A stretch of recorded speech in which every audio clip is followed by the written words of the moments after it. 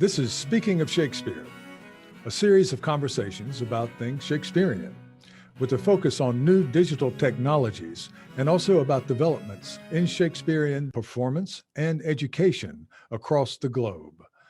I'm Thomas Dabbs, recording this introduction from Aoyama Gakuin University in central Tokyo. The following conversation is with Brett Greatley-Hirsch, who is University Academic Fellow in Textual Studies and Digital Editing, University of Leeds. This conversation is made possible with the help of institutional support from Aoyama Gakuin University. This series is also funded by a generous grant from the Japan Society for the Promotion of Science called Kaken. And this organization, thankfully, includes support for research in the humanities. Hi, Brett. Good morning to you. How are you? Yoroshiku onegaishimasu. Okay. How are you, Tom? How was my pronunciation? Is it awful? It's getting there. Yeah. Yoroshiku. Okay. Arigato. Arigato. Okay. That's good. That's getting there. That's where you start. And yes, good. You've nearly exhausted my Japanese, although I can sing a couple verses of Old MacDonald Had a Farm. That is the extent of my Japanese learning, as a primary school kid in Australia. Oh, MacDonald. Yeah. Well, you are a musician, and we're going to get into that at one point. Oh, no. Okay, no, I watched, saw you on YouTube playing the Irish pipe. Wow. And I've forgotten the name of it, but we'll get to that in just a second. Okay. I kind of want to focus on your extraordinary accomplishments here over the years since I've seen you, which I think the last time I saw you was in 2013 in Oxford at the EBO conference, Early English Books Online. And that's just could be that long ago. Yeah. It could be that long ago. And I think we've been crossing paths. You were in Australia. I was in Australia for a digital conference, and now you're at Leeds in the UK, and you seem to be very established there right now in your position. I'm certainly trying to make myself indispensable. as are we all. It gets harder and harder as the years go by. But I have already introduced you and your title, a very impressive title. And what I wanted to start out with, I think the most immediate thing that you've been working on, and I hear your name all across the world when I go to conferences, is the work that you've done with Digital Renaissance Editions. Well, for people who may not know what it is, just explain what it is and how it's going and what your goals are, if you could. Right. So Digital Renaissance Editions is a project to publish critical editions of the drama and literature from Shakespeare's period and the period just before and the period just after. So Tudor and Stuart, just before the Restoration. We publish open access. So one of the reasons for putting the project together was I realized pretty quickly that we couldn't wait for print editorial series to commission volumes of the most obscure plays, because there'd be no market demand for them and therefore no financial incentive for them to put these plays out. But that means that you never get to read the vast majority of the plays and literature from the period. So this is where Digital Renaissance Editions comes in. It's a publishing platform. It's peer-reviewed. At the moment, we've got 3 completed editions. We've got Joost Daalder's edition of parts 1 and 2 of The Honest Whore, which for those of you who are unfamiliar with the play, it's basically the 17th century precursor of Pretty Woman. A bad girl turned good. And Eleanor Lowe has also edited George Chapman's Humorous Day's Mirth, which is the first humor play. We've got plenty more in the pipeline, but that's the project in a nutshell. Yeah, yeah. I just love the idea because, of course, I'm in Japan, but I think this is pretty much ubiquitous all around. It gets harder and harder to find editions and well-edited editions of these plays and of a lot of other authors and so forth. And what happens is this canon that has been diligently formed from the 19th through the 20th century of all of this activity around Shakespeare that shows so clearly that it wasn't just Shakespeare. Shakespeare was, of course, a very big deal, but there was this incredible body of work that our forebears found to be extraordinary, in some cases more enjoyable than certain Shakespeare plays. You know, when you get into Marlowe and the playwrights that you have mentioned, Thomas Kidd, you know, we could go on and on, but this was an entire movement. It would be like, studying rock and roll and staying only with the Beatles. But the problem is the marketplace does not sustain a playwright that may have only 2 or 3 or maybe just one play that you don't get the joy of a continual reception with a one-hit wonder from that particular period. But what I wanted to ask you about is annotations. It seems to take quite a long time to edit the play and then provide the links for the annotations. That is quite a complicated and kind of long-going process. Yeah, I mean, there are different types of annotation. So I think the most laborious are the textual notes. Yes. Things like your collation of textual variants and of historical editions. So where you as an editor may have adopted one reading but rejected others. Yeah. That is sort of the best practice about coming clean about the decisions that you're making as an editor. But that process of documentation is quite laborious. The other kind of annotation, which I suppose students and readers are more familiar with, are the sort of critical annotations, the glosses of unfamiliar words. These also take quite a while to write because there's a lot of research that goes into each of these. So in one of the Honest Hall plays, there are some bawdy references to some phallic-shaped vegetables, as you can imagine. So when Yost had originally written this, I pointed out to him that the same joke was still present in sort of modern comedies, and I showed him a clip from the second season of Blackadder. With Hugh Laurie. Yeah. So because it's a digital edition, we've actually incorporated that clip from Blackadder as part of that annotation. Oh, excellent. Excellent. You can imagine the problems I have with particularly comic exchanges in Japan to try to translate. And, you know, once you try to explain why something is funny, it stops being funny if you don't if you don't do it correctly. Well, for instance, I'm thinking at the beginning of Romeo and Juliet when the two courtiers are just making these coal carrying. I think there's a pun on, you know, carrying coals and that sort of thing, and also it's a struggle to get through, but it's very helpful if we have an edition. We don't yet. We do with Hamlet on the Internet Shakespeare, where you can just click and it just gives you a fairly quick meaning of the word. That seems to satisfy my students, or the meaning of a phrase. So that's so important, but it takes such a long time to get.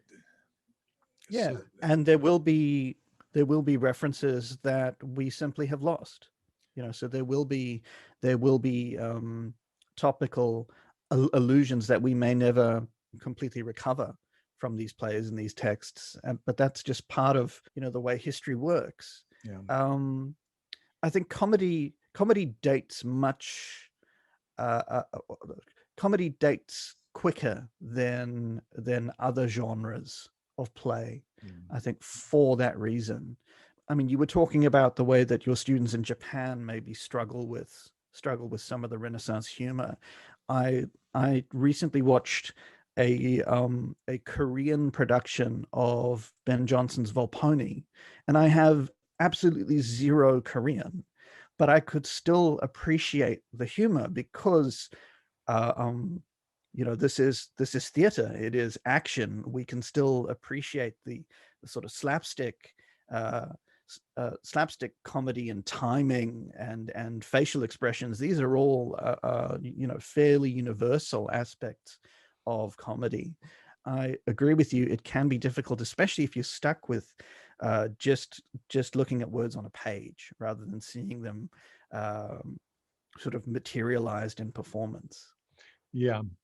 Yeah, but really what you're doing, if we just go back to maybe the late 18th, but mainly the early 19th century, as you and I both know, many of these playwrights had fallen into obscurity. It was Shakespeare, pretty much Shakespeare only, for 150 years and more. And when the ability came, when the paper got cheaper, when more people could read, and growing middle class. I've never read a history where there wasn't a growing middle class, but there was a growing middle class. And suddenly you got these additions. You got the Dodsley plays, you got the William Oxbury, in the early night, just throwing them out, editing them and selling them. It was working then, but and it worked for a long time thereafter. But once most of this entered into a kind of academic setting and so forth, uh, I have a little story. I teach a graduate class in Shakespeare, and one year, maybe 15 years ago, I said, we're going to do all Shakespeare this year. We're going to do Marlowe. We're going to do a couple of other plays, Webster. We're going to do that. And I set up the syllabus for the class and came into class. And normally there would be somewhere between 5 to 8 students there. And there was just one student, and it was my student. And she had to be there because she was my student. I said, where is everybody? She said, man, they want to study Shakespeare. Mm. So I said, well, go out to the lounge, to the graduate student lounge, and tell them we're going to do Othello. And then I worked in another play from Marlowe and over the year, but they wanted to start with Shakespeare. And so that mentality has come up, and you miss so much good drama that way. But with your site, as it's developing, people will have the ability to go into to have an accessible text, and it's just a wonderful contribution to in everything, the humanities, the Renaissance drama or early modern drama. And No, thank you. thank Of you. course, Thank you. of course, the approaches are not mutually exclusive. I'm thinking here of some of the other print editorial series who often advertise some of their unfamiliar plays in relation to more popular Shakespeare material that might be taught with it. So I think Matthew Dimmock put out an edition of a Turk play, and the publisher, which was then Ashgate, which is now Routledge, advertised this as the sort of thing that you might teach alongside Othello. That's not an uncommon approach, and I think it's not just difficult to get students interested in material that they're perhaps not yet familiar with, but it's also difficult for us as teachers and educators. We like to stick with things that we're familiar with. So part of the outreach a program of Digital Renaissance Editions, if you will, is to make these things available so that they can become familiar. Well, it's just wonderful work. And I see that you are doing an edition of Fair M. That brings back some memories. And my memory of it is that it has a fairly good ending. It's not, nobody's heart is cut out like in 'Tis Pity She's a Whore, or, nothing. It's just one of these, it's happier. It's a happier play. And it's good, it's good to bring that in because so much of the non-Shakespearean canon is Jacobean or Spanish tragedy or Tamburlaine, or, it really um, wonderful stuff, but it can be kind of violent. So it's nice to have a little bit more of a little milder theme there.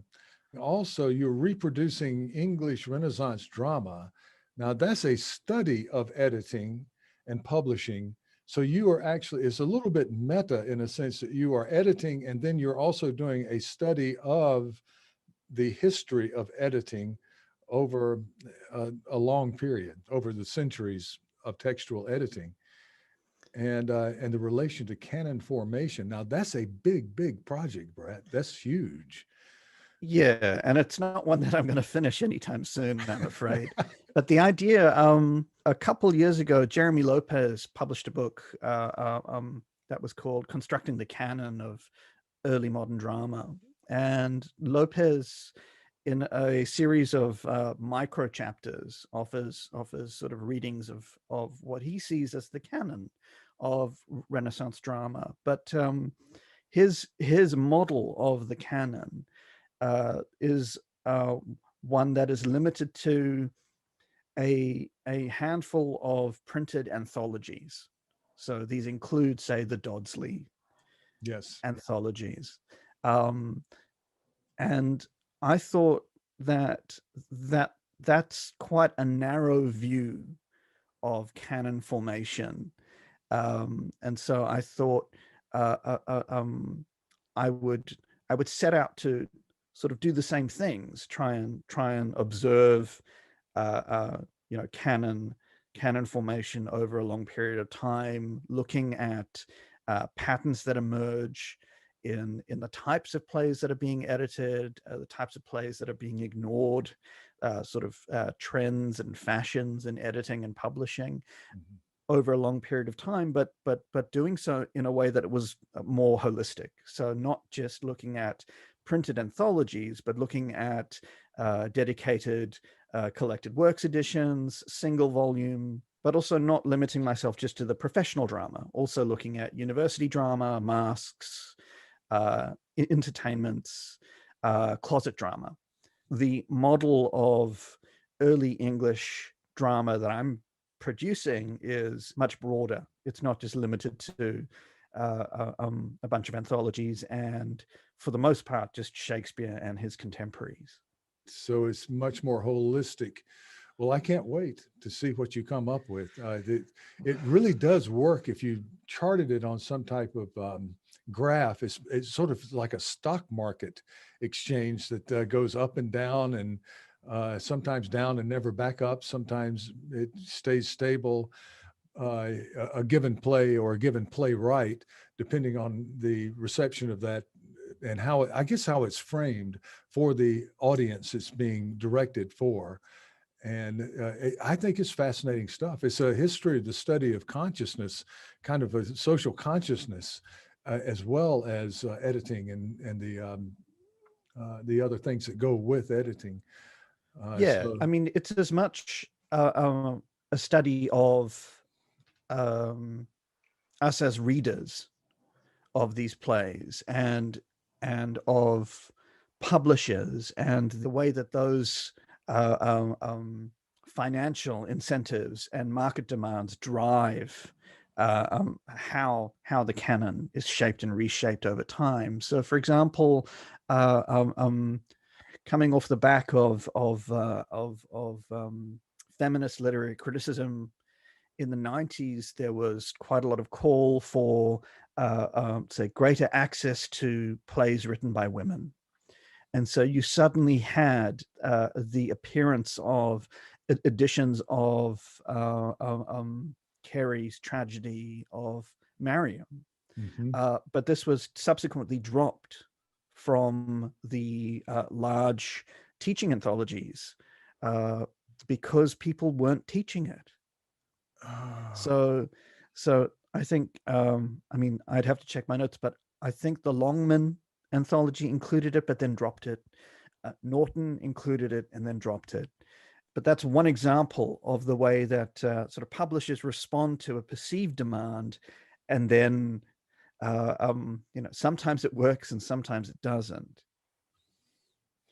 Well, the great thing about having an open access platform is it doesn't cost you lots of money to keep a play up there and to have it sitting there ready for discovery. And so you don't have the cost of reprinting it in the next edition. So there's an advantage there. That's true, but open access publishing is actually more expensive than people think. Oh yeah. So, Oh yeah. so Yeah. in the same way that publishing a book basically means you can put it on a shelf and forget about it. Yeah. You can't do the same with an open access digital No. edition because No. the bookshelf keeps changing. Yes. Uh, the actual material, the hardware and the software that's necessary for you to continue accessing it keeps changing, and so it's chasing a moving target just to ensure that the material you've already produced remains accessible. So projects like Digital Renaissance Editions rely on substantial contributions from funding agencies, but also higher education institutions. And so we've been really lucky that the University of Victoria in British Columbia has invested substantial in-kind contributions. And so they have a dedicated humanities, computing, and media center whose sort of mandate is to develop and maintain digital projects for the university. And so without them, we would become quickly obsolete. Mhm. Yeah, I was talking in an earlier conversation with Alexa Jovan, and she was singing your praises and also talking about how the model that was set up for the ISE, Internet Shakespeare Editions, that it's a sustainable model that people can come and go, but the platform is set up to where people can come in and continue the work over time. And DRE, I think, is set up very much, it looks to me, very much the same way behind the scenes, where you're basically building a cathedral. It may go beyond, of course, the life of a student who moves on to another job and has to do other things, but it's built to continue over a long period of time and remain stable. Well, we're building the library. We've had to move cathedrals, if you will, because the publishing platform that Michael Best originally developed over a series of decades just simply wasn't working anymore. It was something of a Frankenstein's monster, if you were a software developer, which is not unusual for sort of long-running digital projects. When you have new needs and new functions, you develop new applications and new software pipelines to meet those needs. You don't scrap everything and start from scratch, and so you end up with this hulking mass. The problem was that some of the software architecture that this was built on was no longer supported, both by its developers, but also by the university IT department, because it presented a security risk. So we needed to abandon the unstable foundations of the cathedral that Michael had set up.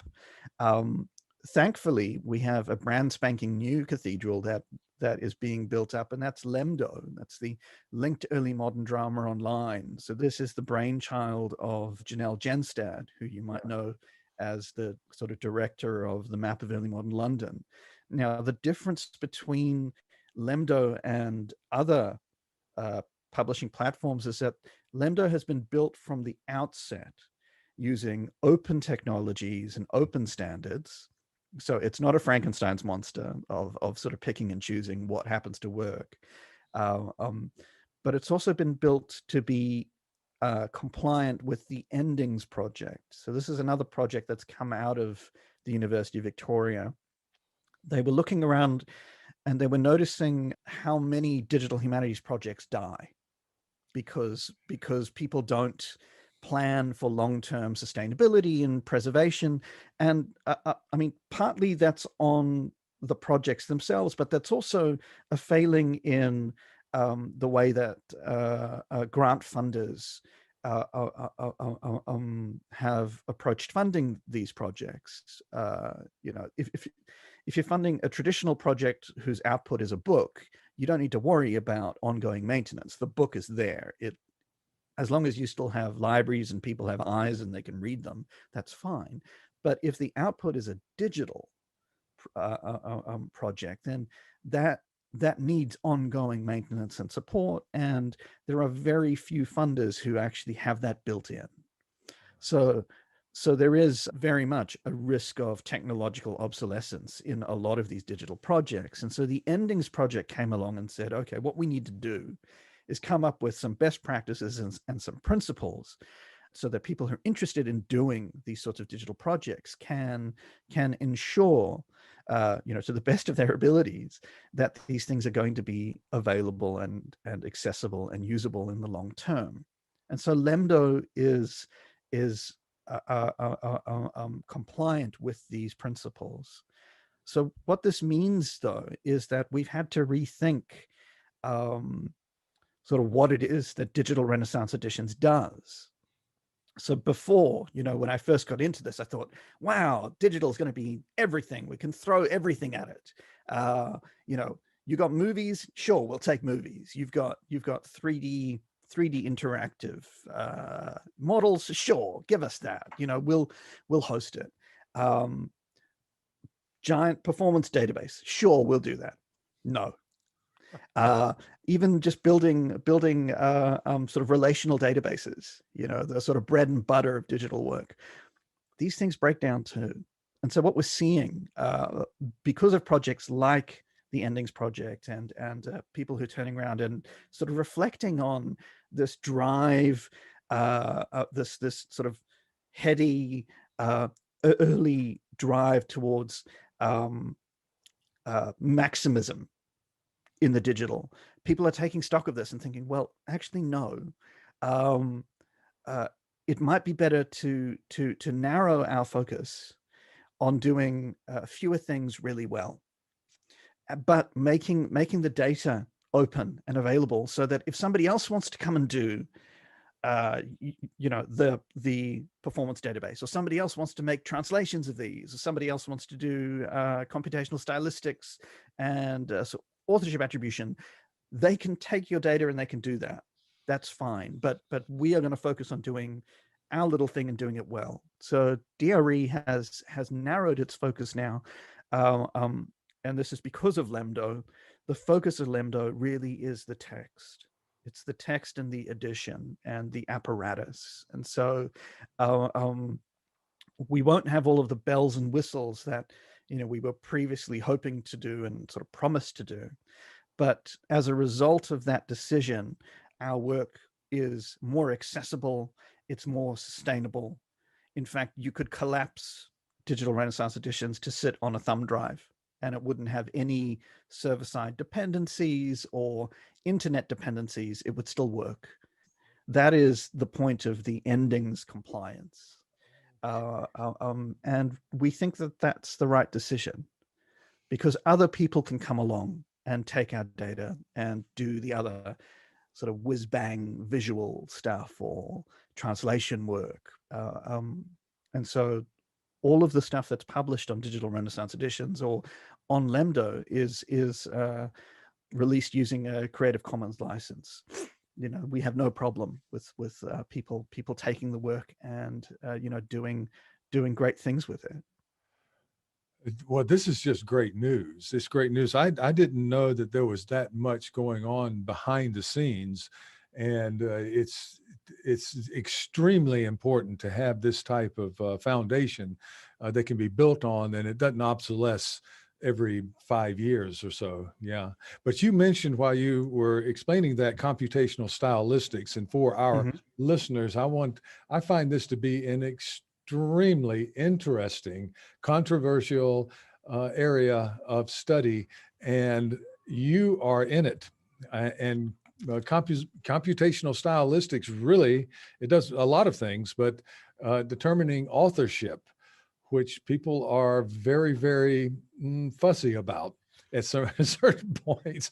And also it can clear up a lot. And it's leading to some what I think very exciting revisions of our understanding of how plays were written, how they were put together, what really happened rather than what we want to imagine happened.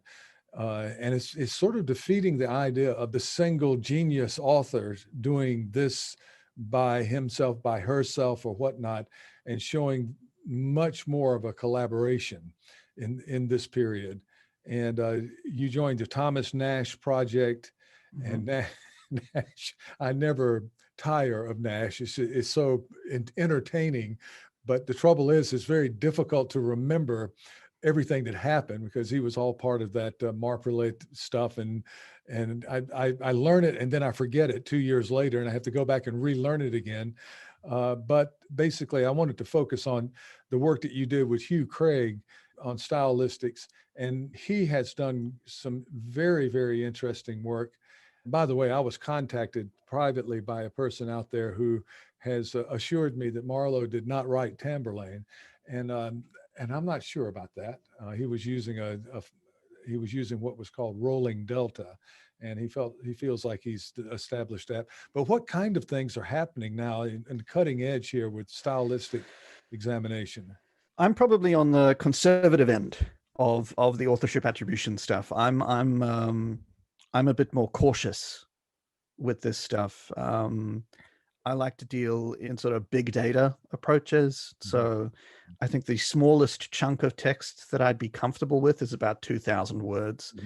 I'm not yet convinced that we can do micro attribution. I mean, there are some persuasive and tantalizing studies that have been done, also in relation to Marlowe.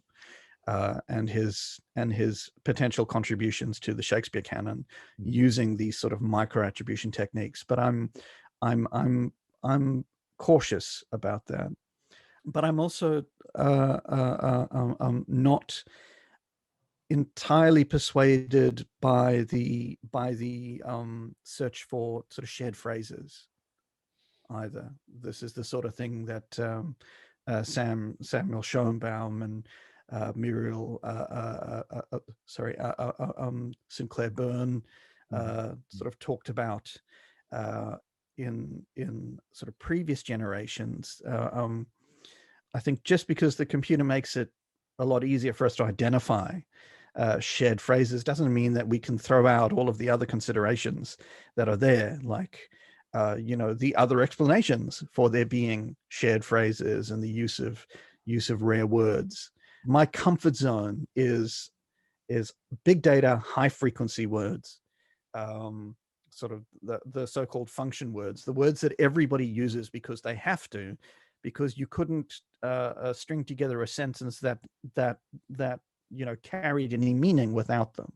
So function words are those words that carry a primarily grammatical function, sort of as, the, to, personal pronouns as well. But as the glue that sort of holds our sentences together, they're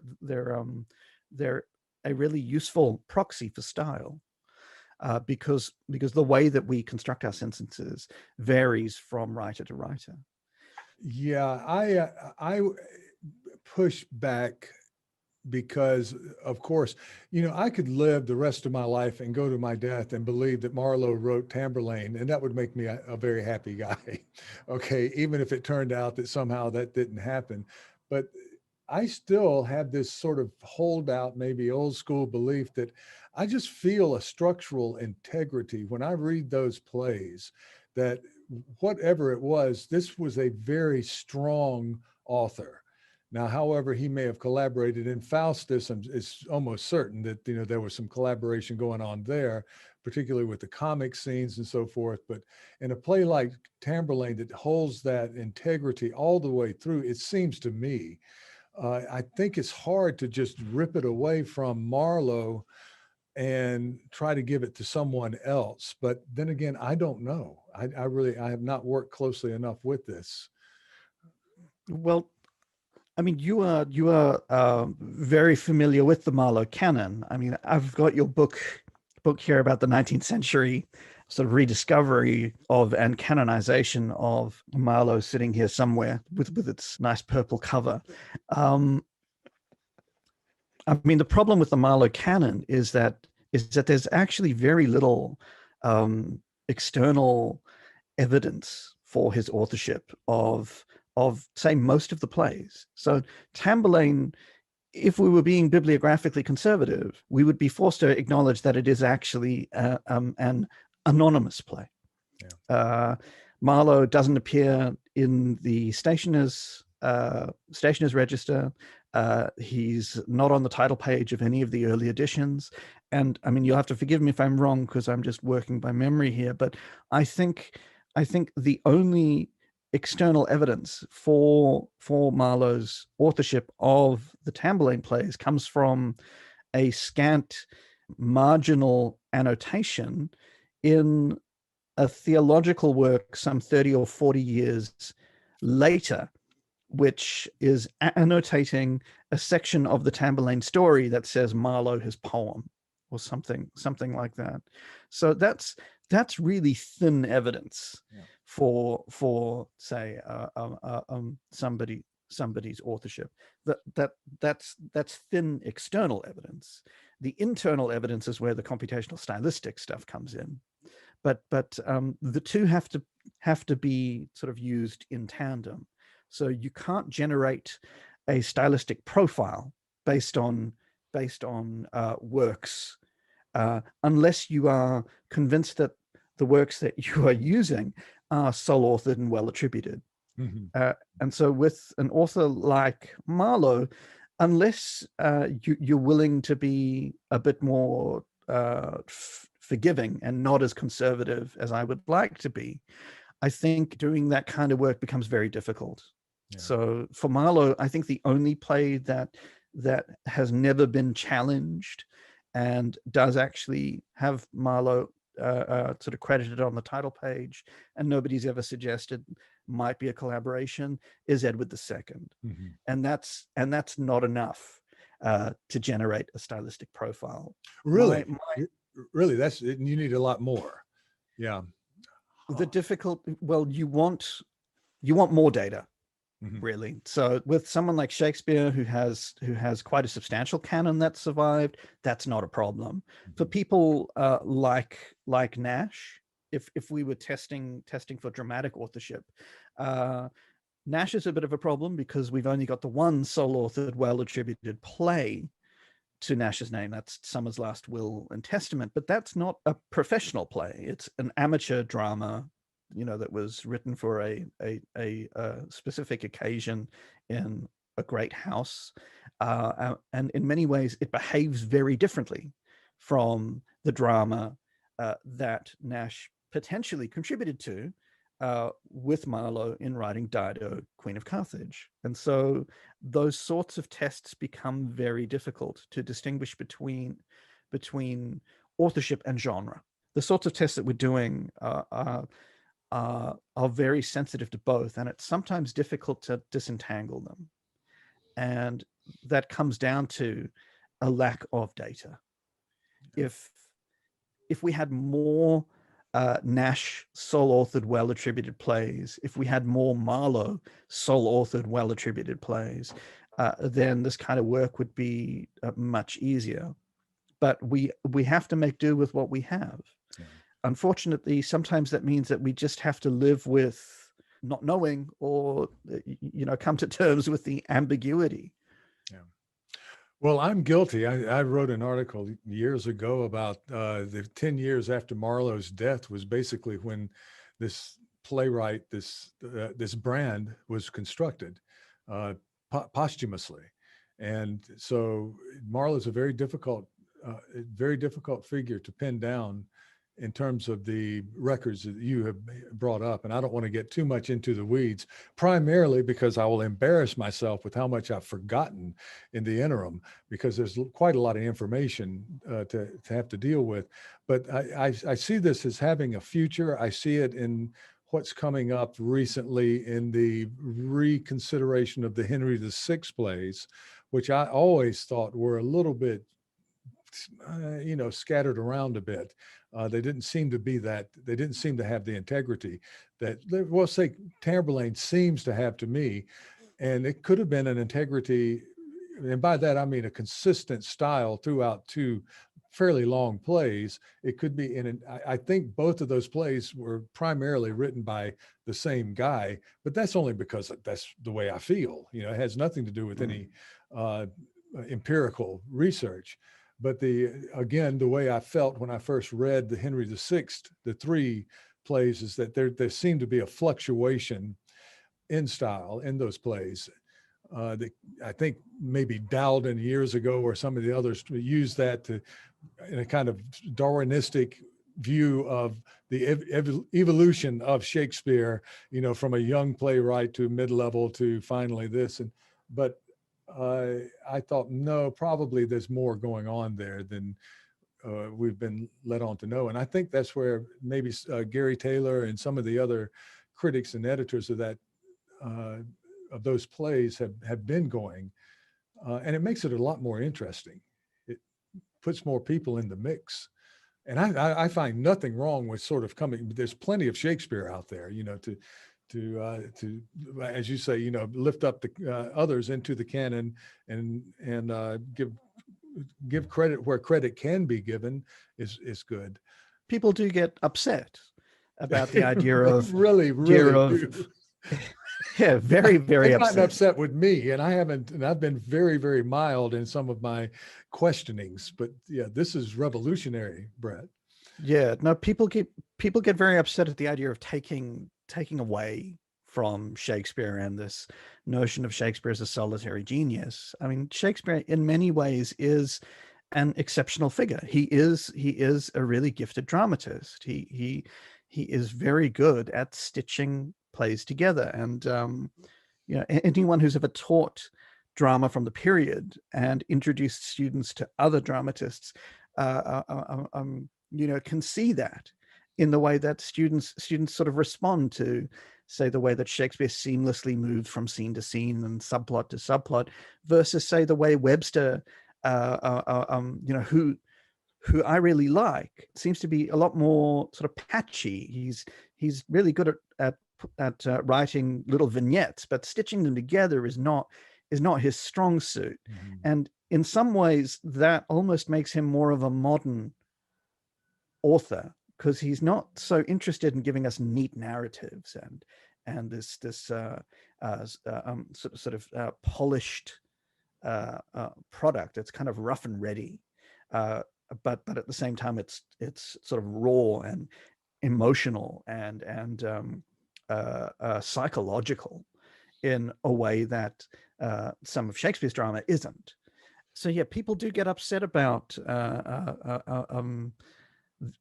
the idea that you're sort of disintegrating the sort of great Shakespeare canon, but I think you've been saying this, it is about giving credit where credit's due. We've known for quite some time that Shakespeare didn't write alone all the time. I mean, one of the ways that he's exceptional is that he was in a financial position where he could just write on his own if he wanted to. He wasn't like some of these other playwrights who relied on the odd sort of job of patching a scene up, for somebody else, or sort of working in sort of teams for Henslow, to put food on the table. But he still isn't above collaborating. And partly, and this is getting back to the sort of notion of Shakespeare's development as a dramatist that you were talking about with Dowden. Part of this fits the sort of model of apprenticeship. So when Shakespeare first starts out, we expect him to see him collaborating with more senior dramatists. And so in Titus Andronicus, you've got him working with George Peele. but also there's a sense of him sort of handing over the reins to the King's Men later on to John Fletcher, Mhm. you know, who sort of comes to be the main dramatist once Shakespeare effectively retires. And so Shakespeare and Fletcher collaborate on several plays towards the end of Shakespeare's career. You know, we're still in the grips of that Victorian or maybe romantic notion of the single genius, and packaging things in that way. And so, you know, and I don't see that we're going to get away from it anytime soon. But then when the data is the data, and it is a kind of, I think for some, sort of, to go to the 16th century, is sort of the same dawning that, you know, we're not at the center. You know, we go around the sun doesn't go around us, and going through that same kind of, in a much smaller way, the realization that, you know, come on, if stage drama is nothing if it isn't collaborative. You know, you can't imagine a troupe of actors all coming in. You see it in Midsummer Night's Dream, where one actor wants to come in and change the line or do this or that, and push it, and the director has to push back, and that sort of thing. That's the nature of the beast. It just couldn't be anything else. That there is collaboration from the very beginning. Sure, but I think there's a danger in exaggerating the extent of that kind of collaboration. Mhm. You know, the rude mechanicals in A Midsummer Night's Dream are a parody of the process. Mhm. For the professional theater, everything had to go through the censors, and Yes. that cost money. So if you wanted to add content to a play, that new edition had to go through censorship before you could actually perform it publicly. Cutting is not a problem, and so it makes sense for you to be submitting these play texts that are actually too long, because it enables you to cut as you deem necessary. So in terms of that sort of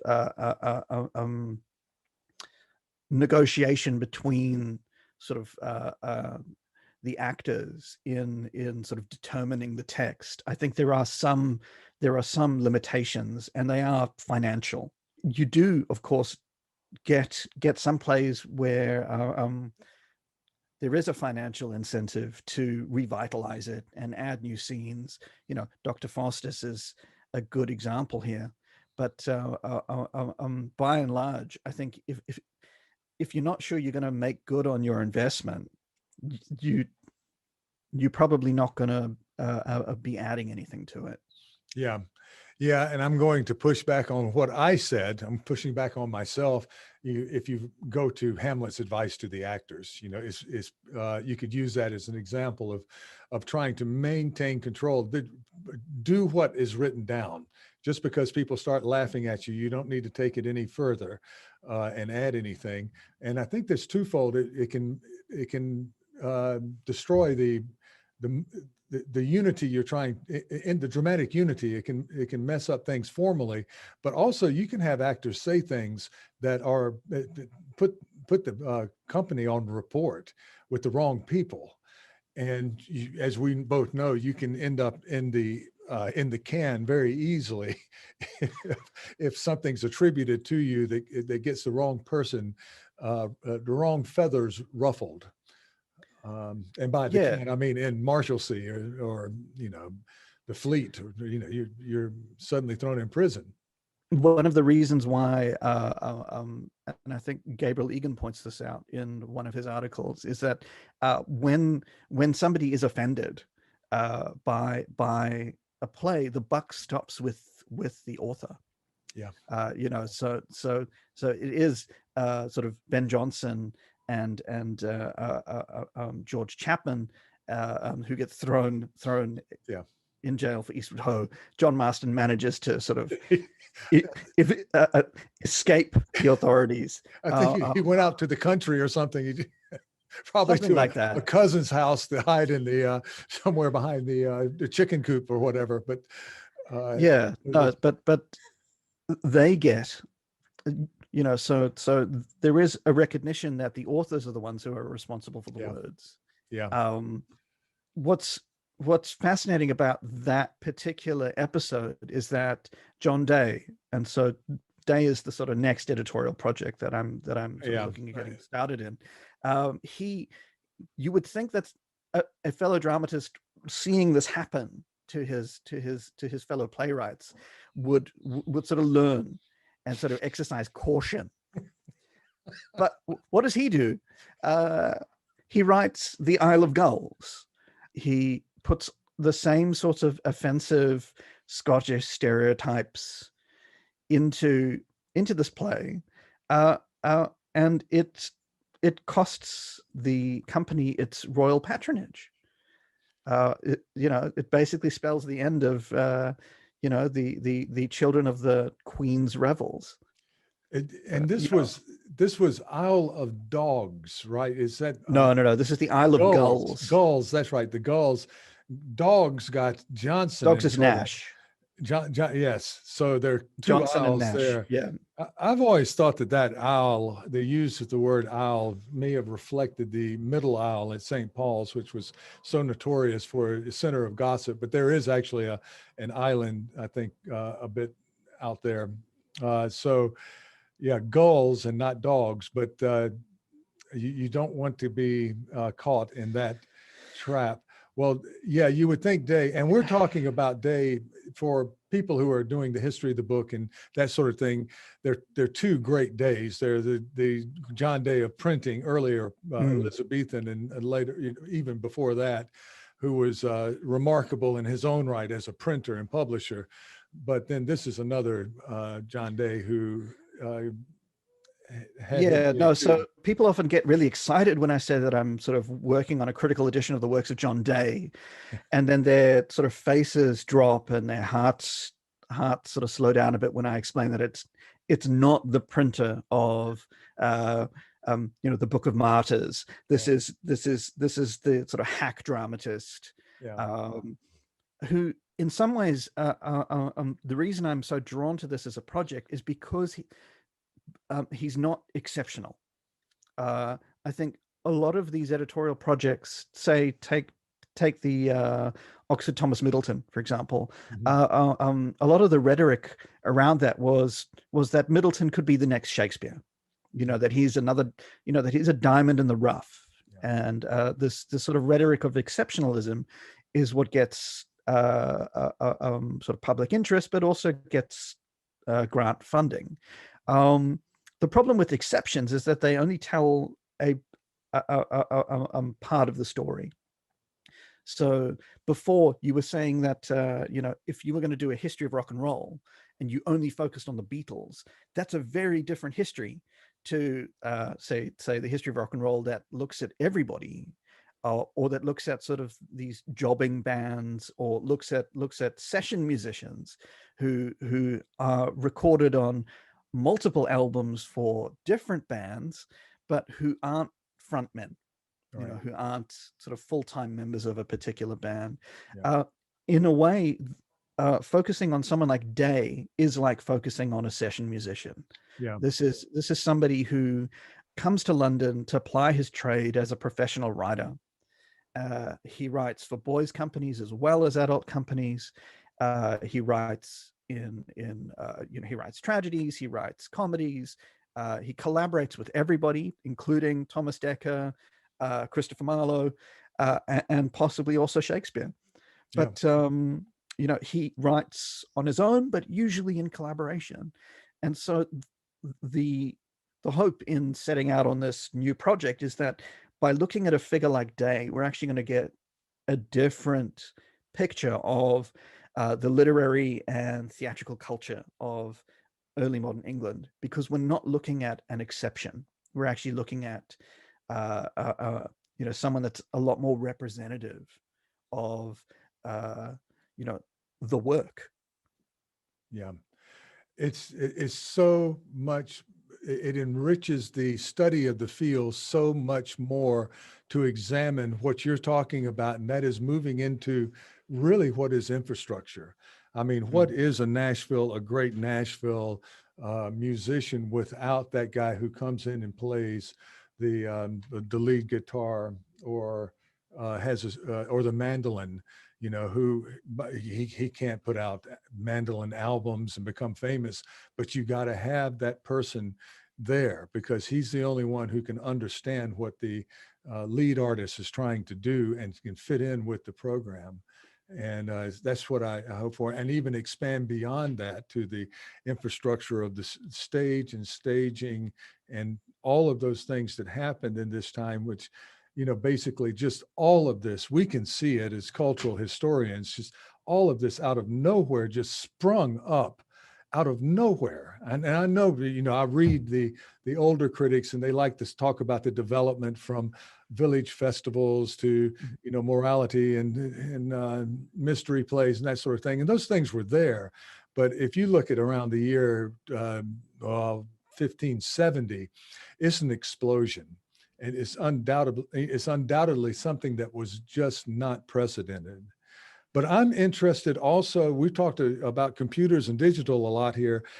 You do literary and cultural history, and I brought up cultural history, and you've done work I'm looking at your website here, changing socio-political agendas.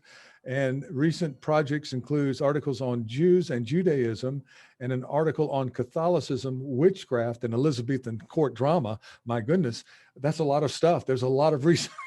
I thought when I was going to interview you that I would have to actually wait until post-pandemic where I could get a handheld camera and chase you down the street because I don't know how you get time. But when I saw that, I thought of Shapiro's work on the Merchant of Venice. I think I'm right, and I might have to go back and look at this, but he began that humorously by saying, being Jewish himself, how he really wanted to stay away from that, just leave that because it was so distracting. But you kind of took this on head on, and also religion head on. So what led you to this?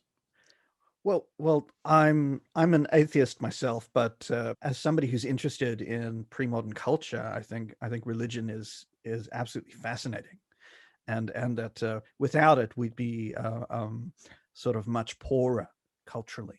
I suppose what drew me to sort of Jews and Judaism in this period is the way that they are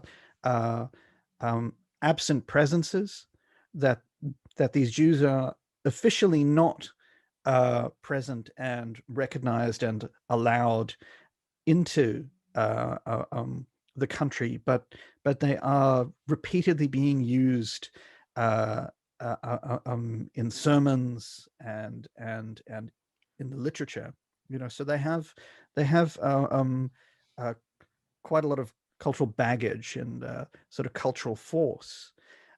So I was interested in looking at the ways that sort of Jews and Judaism are represented in early English literature.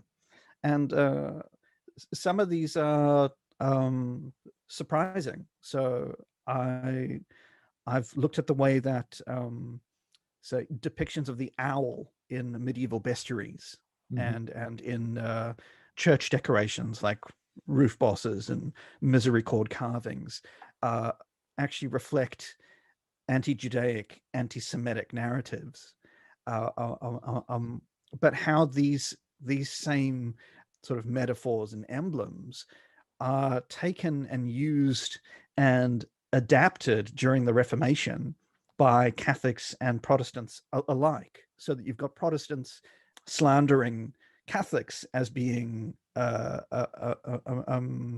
Judaizers, for their love of pomp and ceremony. At the same time, you've got Catholics who are accusing Protestants of being a bit too Jewish because they're focused on the literal interpretation of Scripture. And then, of course, the Puritans get sort of teased for being Jewish, and for being owlish because they're staying up late and they're reading the scripture by candlelight, and they're going blind, they're wearing glasses, and there are some wonderful woodcuts and engravings that are carrying these kind of political and theological polemic just through the figure of the Jew and the owl. That was an unexpected but fascinating story.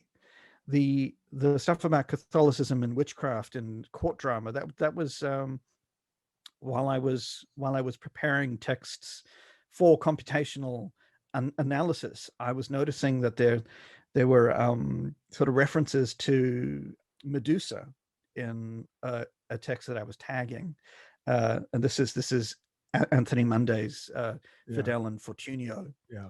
And I just thought, why are there references to Medusa in this? And then I read the play and decided that there was something interesting going on here about sort of the use of wax figures in witchcraft in this play. It's a fascinating play. It's not a good play by any stretch of the imagination, but it is a fascinating play because it's not an original. It is an Italian play that's been translated. So Monday is first and foremost a translator. I mean, he's also a spy and an informer and all of those other wonderful things that somebody who is good with languages sort of naturally sort of falls into. But what's interesting is looking at the things that he translates and the things that he adapts. So his fidelity, if you'll excuse the pun, to the original sort of makes for an interesting study as well. Mm-hmm. Yeah. Well, we could go on and on because you and I overlap so much in our interests. Now here you have the prestige, the bardologry of Shakespeare, somewhere this big ship carrying these other ships with it. And the water rises, all of them rise as the water around Shakespeare rises. But then in another way, you have Shakespeare eclipsing the others. But I'm interested in I'm from the American South, the countryside and so forth. You're Australian, you were born Australian. Why in the world are you studying Shakespeare? What are you going to do with that? I mean, at what point did you, and I had no answer for him, but at what point did you decide, okay, I'm just going to be a literary guy?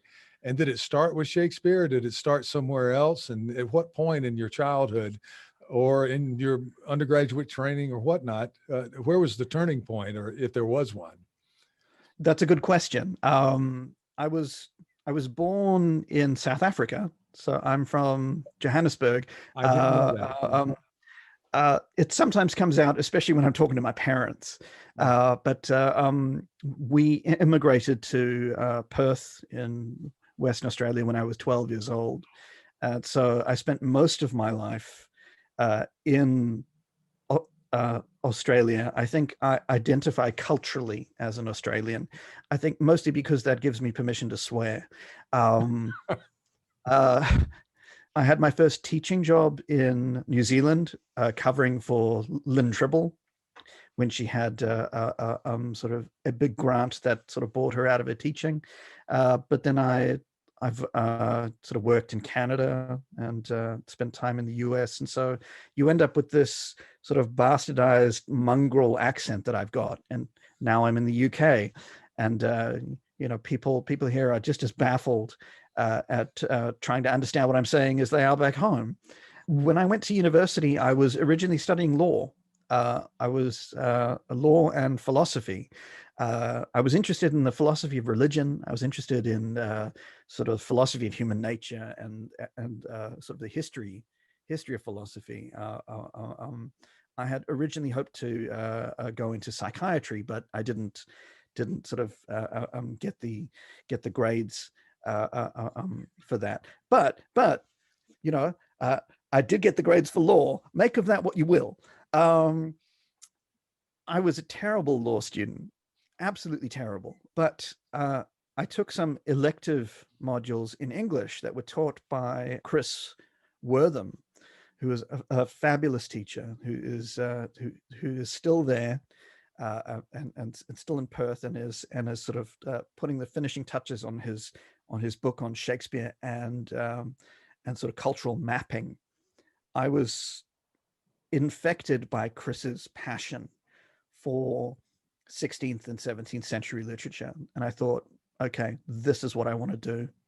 And so I did my honors thesis with Chris, and on the strength of that, I did my PhD with Chris. And so really, I've always loved literature.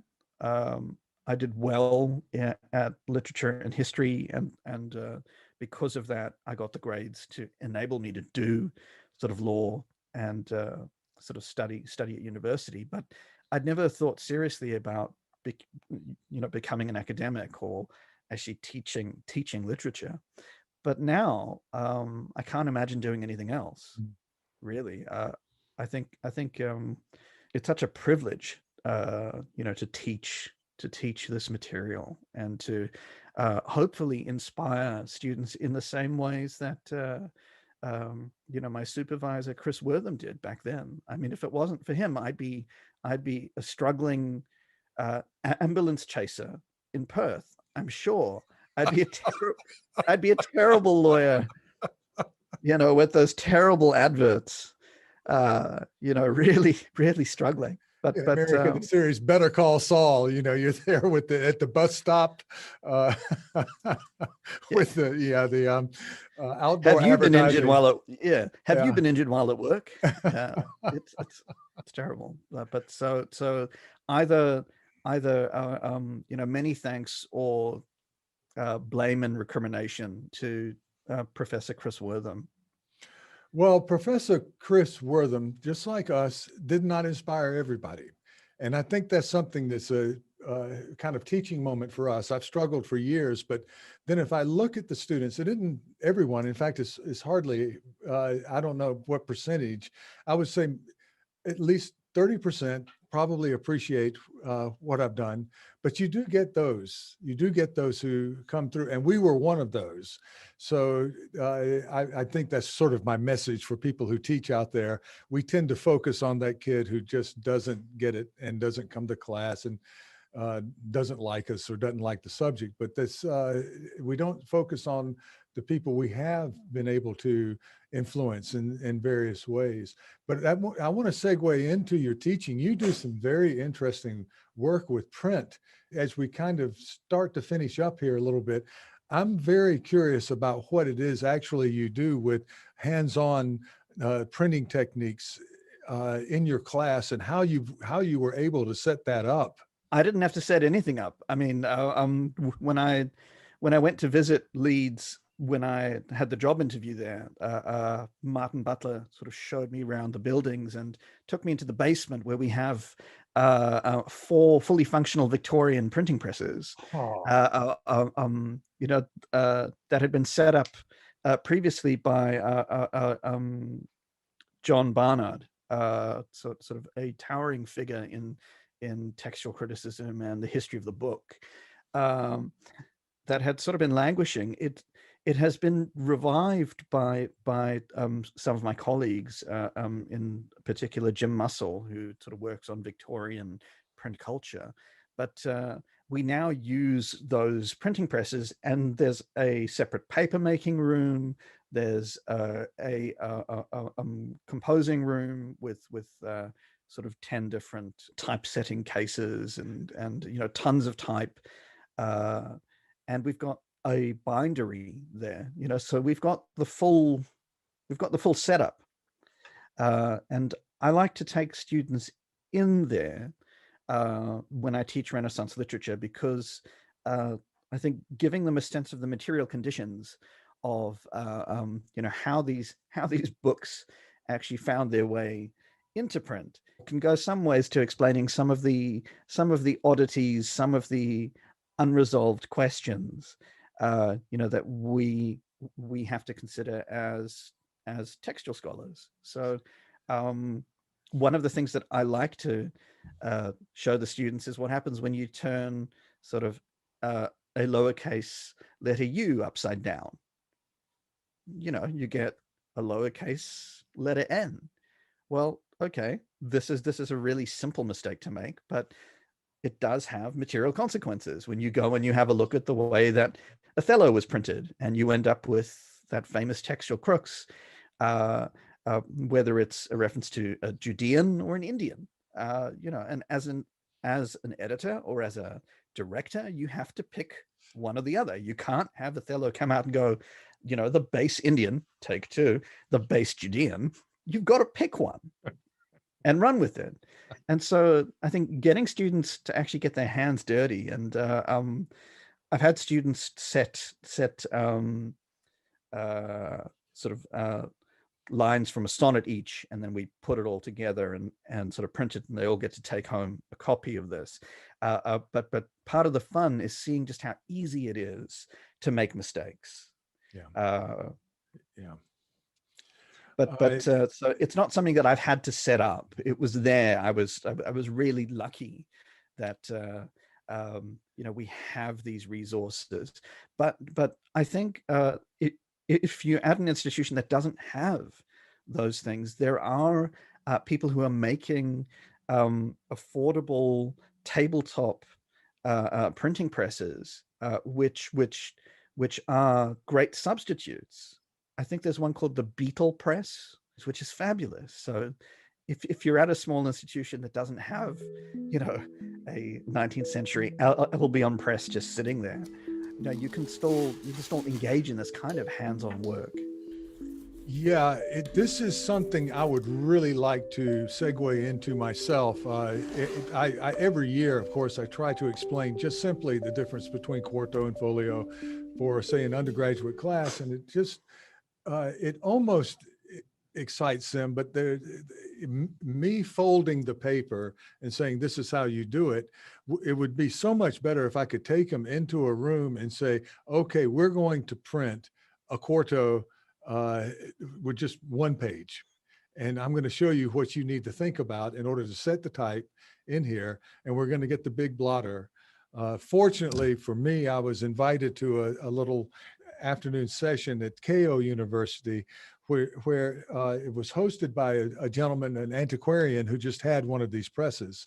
And they have a Gutenberg at Keio. So he set it up for one page of the Gutenberg. And there were 10 of us, and we all did our own page and pressed. And after that, and you'd be interested in this because they had the digital guys there who digitized what we had pressed, and we did everything the same. And then they went down into the minutia. They focused in and talked about the difference in the print and trying to one of the guys there was working with manuscripts, and of course their dream is to try to get machine readable and searchable manuscripts, and in some cases in ancient Chinese, which gets into the weeds very quickly. But the activity of doing that, I thought when I was there, if I could just bring my students, my seminar class in to do this, what a wonderful day in class. It's just right there. They learn so much more than I could ever teach them about this, talking about it. And you learn so much yourself just by doing. But it is dirty business. It's dirty. The ink. It is dirty. The ink is unforgiving. It is unforgiving. I know from that experience and from other experiences. Of course, I think anybody's had the experience of changing the ink on their printer, their cartridge, and not doing it quite right, and there you are. But this is much messier. This is definitely a lot. Well, what I'm doing, there's a thunderstorm coming through outside, and I sense that the gods are mad with me in some ways. With what I want to do is sort of close off. Is there anything else that you want to feature or something you would like to talk about in terms of where your career is going? And you have, I'm not even asking you the question I usually ask people, because you have such a we were talking about cathedrals before. You have these projects that are endless, that are ongoing. And of course, you're going to be talking to David McInnes, who's a good friend of mine, and he's also one of these cathedral builders. He is, and sort of part of the job of putting together these projects is thinking about contingencies. You know, you don't want to be in a position, say, like Fretz and Bowers, who died before they had finished doing the Cambridge edition of the works in the Beaumont and Fletcher, and then poor Robert Turner had to sort of jump in and sort of try to get things working again. Yeah, Chapman to Marlowe or something like that. Yes. Yeah. No. So I think a lot of that is about recognizing your own limitations. I think what's great about the sort of work that we're doing is that it's collaborative, and it doesn't all fall to me, which is a great relief. But I also have the privilege of working with some really smart, really intimidatingly smart people, who I'm able to draw on, but also give them a platform. That's the kind of work that I want to do. I think if there was anything else that I wanted to say, it's just that it's probably not all just down to Chris. I think the other thing that was sort of unique and special about the Australian and New Zealand context is that the group of sort of Shakespeareans and early modernists are very close in Australia and New Zealand, and the quality of work that's produced there is really high. But it's a really supportive network.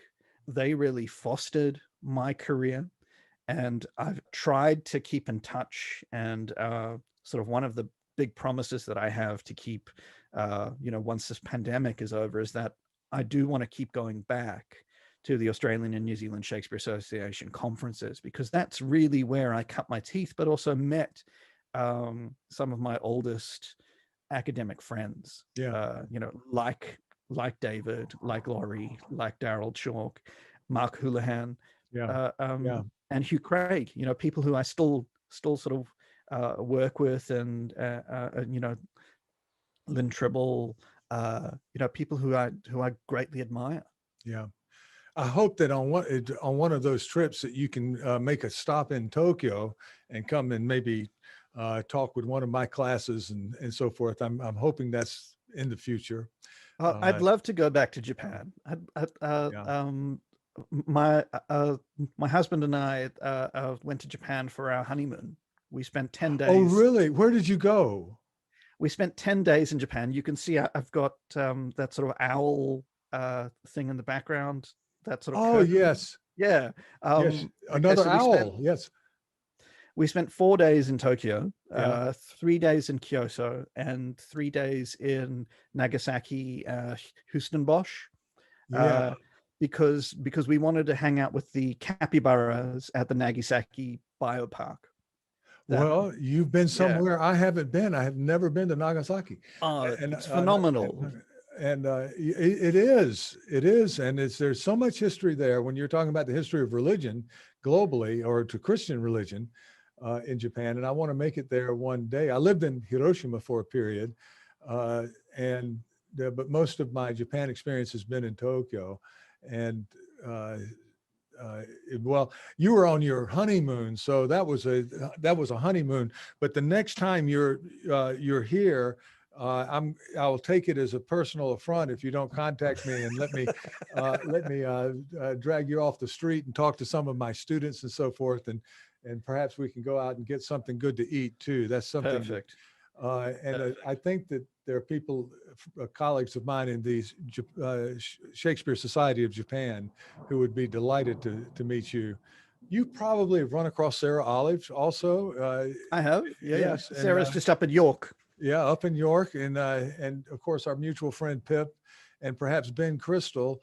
There's a sort of group of us, and Ben is dying to get back here, and I'm trying to get people to come, but it's expensive to invite a lot of people. But if you're coming through anyway, you see, it's cheaper to jump. Yeah, you can just come in, and then it's cheaper to put you up, and then we can maybe provide a little honorarium and that kind of thing, and have a good little civilized afternoon with I think that'd be fabulous. Some literary nerds.